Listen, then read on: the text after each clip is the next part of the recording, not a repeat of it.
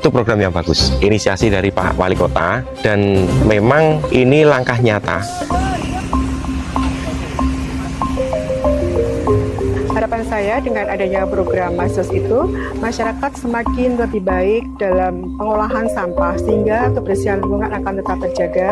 Sampah organik di Kota Jogja sebisa mungkin dengan program Mas Jos ini bisa mengurangi. Kalau paling bagus lagi ya sudah bisa selesai sampai habis semuanya gitu. Jadi nanti tinggal pelaksanaan tiap-tiap warga itu bisa kontinu ndak, dalam arti memilah sampahnya itu loh. Mas Jos. Iya, ngomong-ngomong sampah nih Pak, kan ini kan Pemkot Jogja nih punya program ya Pak ya, program Mas Jos emberisasi sampah organik itu loh Pak. Oh iya. Nah, kira-kira pandangan Pak Daru terkait dengan program tersebut tuh seperti apa? Itu program yang bagus, inisiasi dari Pak Wali Kota, dan memang ini langkah nyata dari seorang kepala daerah, dalam hal ini Pak Hasto selaku Wali Kota Yogyakarta, itu mulai mengelola sampah ini dari hulu. Dari baru dilakukan ini. Oh, berarti dulu enggak? Dulu belum. Berarti Iya. ini inisiasi pertama kali di Kota Jogja. Oke. Bahwa yang disasar ini langsung ke keluarga. Keluarga langsung, berarti dari titik awal sampah itu diproduksi. Yes. Sebagai DPR kan pasti mendapat masukan dari masyarakat, ngoten toh Pak. Nah, terkait dengan program ini, apa sih yang menjadi poin utama, mungkin masukan, mungkin kritik dari masyarakat? Nah, memang gini Mbak, masyarakat ini tidak hanya di Kota Jogja ya, dimanapun itu kan juga berbeda-beda. Jadi tiap orang itu punya ya kemauan dan kemampuan yang berbeda-beda. Apalagi ini kita bicara terkait dengan sampah. Nah, tidak bisa kita ini dalam sehari, 2 hari, 3 hari, seminggu itu merubah perilaku, kebiasaan. Nah, ini kan tentang kebiasaan. Iya, betul. Jadi yang dulu kita udah sampah diikat, buang. Ini sekarang dengan Mbak Erwin tadi bilang emberisasi tadi, ini kan harus memilah. Iya, memilah. Ini dibuang sini, yang ini dibuang sini. Ini merubah kebiasaan. Nah, ini butuh waktu, butuh pendampingan, butuh kesabaran. Jadi kalau sampah ini Mbak, ini bukan menjadi tanggung jawab hanya tim reaksi cepat, bukan hanya menjadi tanggung jawab Pak Hasto selaku Wali Kota, tetapi ini semua, seluruh elemen ya, seluruh elemen. Bahkan Pak Hasto itu sudah memerintahkan seluruh OPD mulai dari Sekda sampai kepada RT ini semua, ayo kita keroyok bareng-bareng sampah Kota Jogja. Ya, ada keseriusan dari Pak Hasto ini untuk benar-benar bisa mengelola sampah Kota Jogja ini ya, yang dulunya per hari 300 ton kan. Nah, sekarang kita harus bisa ngejar sampai di angka paling nggak setengahnya. Tadi saya bilang dari Sekda sampai semua OPD ini kan mendampingi satu kelurahan. Dari 45 kelurahan ini semua punya pendamping. Nah, ini contohnya di Kelurahan Rejowinangun ini pendampingnya adalah Kominfo. Jadi teman-teman Kominfo, kemarin Pak Kadis itu bahkan sampai turun ketok-ketok rumah. Oh iya, kepala dinas loh. Itu ngetok-ngetok rumah warga, memberikan edukasi, memberikan pemahaman, dan mengecek sendiri ke warga itu sudah dipilah belum, sampun dipilah belum Bu sampahnya. Ya, ada yang jawab sudah, ada yang jawab belum, kan biasa aja. Lalu setelah itu Pak Keli itu, kepala dinas beserta jajarannya itu datang lagi ke Kelurahan Rejowinangun ini, sudah bawa galon. Nah, ini galonnya contohnya ini. Galon apa ini, air mineral kan? Iya. Potong jadi 2. Organik basah dikasih mentah. Stiker nih pegang nih Mbak. Berarti waktu dibagi ini udah ada stiker juga ya Pak ya? Nih, beda kita. Saya biru. Ada 2. Tolong tuh. Apa itu? Ini sampah organik basah mentah Pak. Mentah. Ini sampah organik basah matang. Basah matang. Berarti ini yang basah matang. Sampah organik basah matang ini adalah sisa makanan yang sudah dimasak. Oh, udah dimasak, berarti kayak yang makanan-makanan basi gitu mungkin ya Pak ya? Ya, basi, atau kalau Mbak Erwin makan kadang nggak habis kan di piring itu, masukkan galon ini Mbak. Oh, tutup. Terus tutup. Ya, terus ditutup ini. Disimpan di rumah masing-masing, ngoten nggih kan? Satu rumah dapat 2. Ya? Lalu ini yang basah organik. Iya. Apa sampah mentah basah mentah ini, organik basah mentah ini. Iya. Ini kan stikernya merah. Iya. Nah, sudah ada kan beda nih biru sama merah. Betul. Ini kalau Mbak Erwin masak, sering masak nggak? Jarang sih, Oh, Pak. masak air lah mungkin ya. Kalau Mungkin. masak air nggak ada sisanya, Mbak. Ini Iya. masak-masak yang ada sisanya, misal Sayuran gitu ya, Pak sayuran. ya.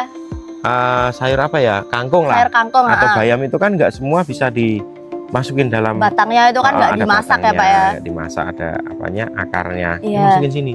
Oh, berarti ini keduanya juga udah dari Nah, ada sampah tutupnya. organiknya aja udah dipisah gitu ya, Pak ya. Iya, karena apa? Sampah yang membuat depo bau, Mm-mm. yang membuat depo itu keluar magotnya, keluar Iya. apanya itu belatungnya, itu sampah organik. Oh, Iya, jadi sampah organik ini yang menyebabkan depo-depo itu bau, iya. yang menyebabkan depo-depo itu keluar magotnya. Iya. Dan di kota Jogja ini dari 100% sampah ini 60%-nya adalah sampah organik. Tapi ini berarti kan ini di rumah masing-masing ya, Pak? Iya, Nanti berarti bakal diambil sama sama off-taker. off-taker Penggerobak. ya. Terus kalau dari Bapak sendiri nih, dari DPRD sendiri, itu yang menjadi tolak ukur keberhasilan dari pengelolaan sampah di Kota Jogja itu apa, Pak? Yang pertama, secara individu tentu keberhasilan ini diukur dari kebiasaan masyarakat yang sudah mulai mau memilah sampah ini. Apa Sudah ada namanya? kesadaran, ada kebiasaan yang sudah dirubah. Lalu yang kedua, sampah kita berkurang tonasenya.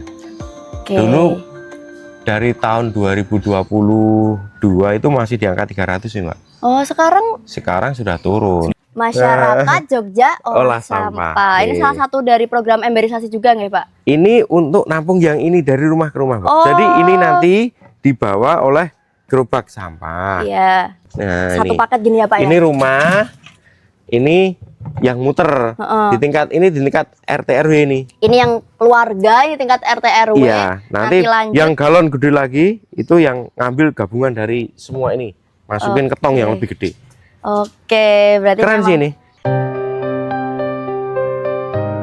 Kalau yang sepanjang yang saya tahu antara Mas Jos dan emberisasi itu memang program dari pemerintah kota ya, terutama supaya nanti dari warga sendiri itu ikut berpartisipasi untuk memilah sampah-sampah yang organik yang nantinya bisa diberikan ke off-taker untuk diolah lagi seperti itu.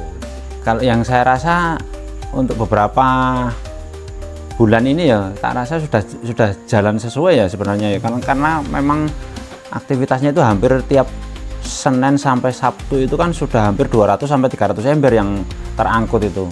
Sebenarnya kalau saya pribadi loh ya, saya pribadi dan saya juga kemarin kan sempat juga ngobrol sama teman-teman wilayah Gedong Kiwo sendiri ya, wilayah kelurahan sini, itu dari warga masyarakat sendiri saja ngobrol-ngobrol itu malah seneng Pak, istilahnya malah seneng, malah dalam arti kalau ada embernya, kalau ada tempat untuk, yang penting kan dikasih embernya dulu, yang penting kalau ada embernya itu nanti warga mau milah, apalagi ada value-nya, ada nilainya tadi, itu mesti mau mengumpulkan dengan sendirinya itu.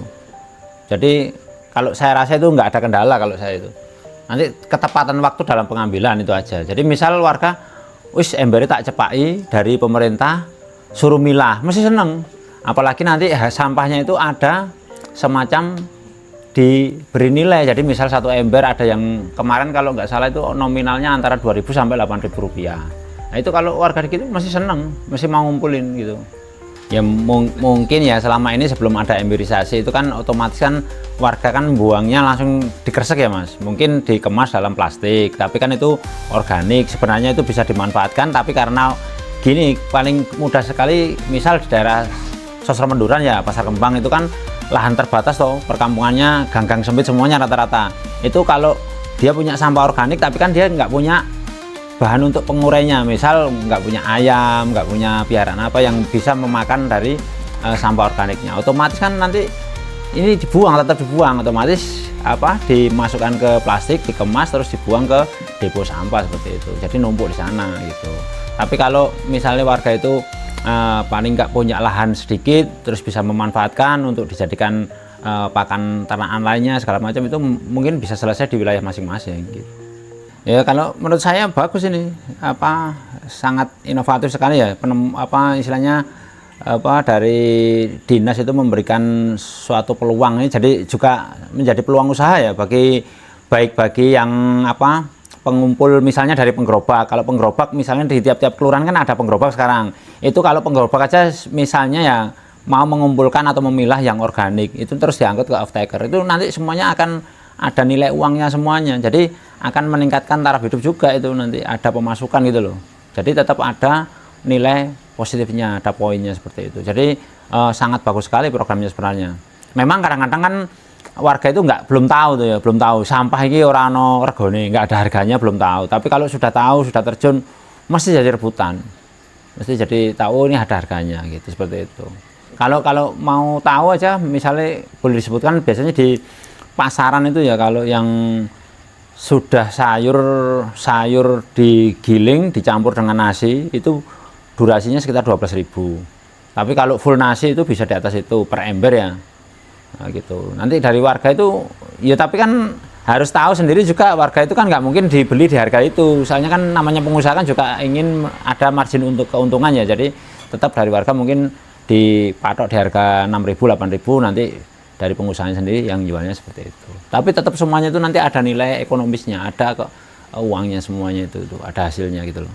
Ya kalau bisa tetap misalnya limbah yang organik itu utamanya yaitu tetap bisa berjalan seperti ini. Misalnya dari emberisasi ini nanti bisa berkembang, terus nanti dari suatu antar instansi ya itu bisa menjadi satu kerjasama. Misal dari dinas DLH ya mempunyai limbah organik, nanti bisa diolah sendiri terus diberikan ke dinas peternakan atau perikanan untuk diolah untuk menjadi pakan ternak, seperti itu juga bisa sebenarnya kalau antar instansi ya. Jadi istilahnya apa, G2G ya, government to government seperti itu, atau nanti B2B. Kalau B2B kan bisnis to bisnis, jadi bisnis dengan bisnis, atau G2B juga bisa, government dengan bisnis. Nanti mana yang saling menguntungkan, mana yang saling mendapatkan nilai, itu yang bisa dijalankan gitu. Kalau saya rasa tetap Mas Jos ini bagus programnya.